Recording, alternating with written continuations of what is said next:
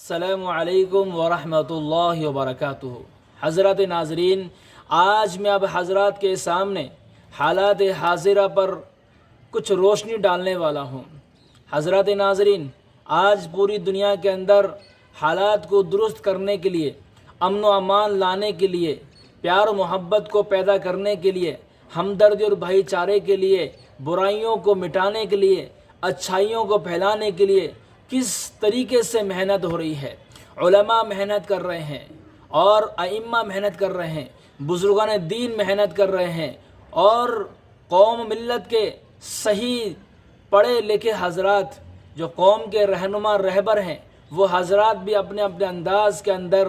محنت کر رہے ہیں اس بات کی کہ کسی طریقے سے برائی ختم ہو جائے، کس طریقے سے نفرت ختم ہو جائے، کسی طریقے سے اچھائیاں پھیلیں اور برائیوں کا سد باب ہو جائے۔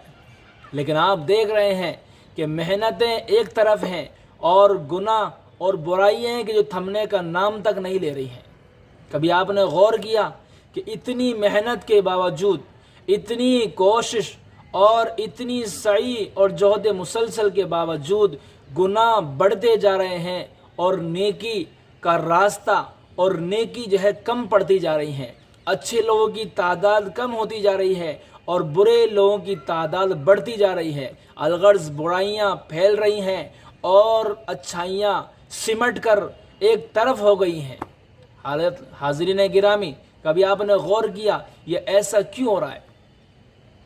میں آپ کو بتلاتا ہوں کہ ایسا اس لیے ہو رہا ہے کہ ہمیں کام کرنے والے، یعنی اچھائیوں کے پھیلانے والے، ہمیں اچھائیوں کا حکم کرنے والے نظر بہت آ رہے ہیں، بہت نظر آ رہے ہیں، لیکن ان کی محنت برائی کے مقابلے میں بہت کم ہے۔ جس انداز میں برائی کو روکنے کی محنت کرنا چاہیے، اس انداز میں محنت صحیح طریقے سے نہیں ہو پا۔ حضرات ناظرین، یہ برائیوں کو روکنے والے،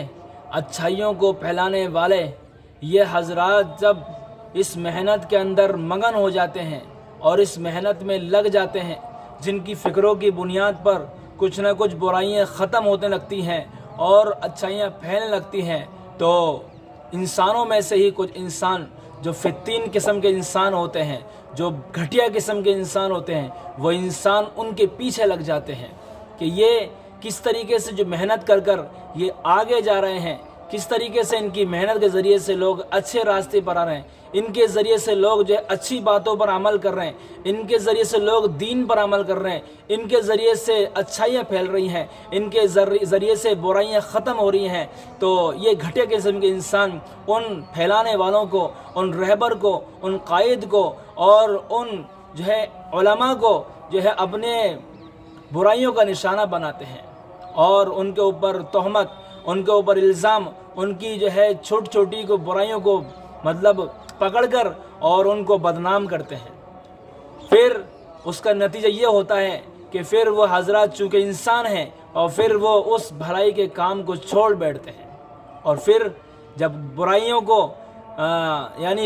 کو روکنا جب بند کر دیتے ہیں اور اچھائیوں کا پھیلانا جب بند ہو جائے گا، تو پھر ان جیسے شیطان انسان قوم کے اندر اور انسانوں کے اندر بھرمار کے ساتھ پیدا ہو جاتے ہیں، جو ان کے ساتھ لگ کر اور ان کے ساتھ لگ کر گناہوں کو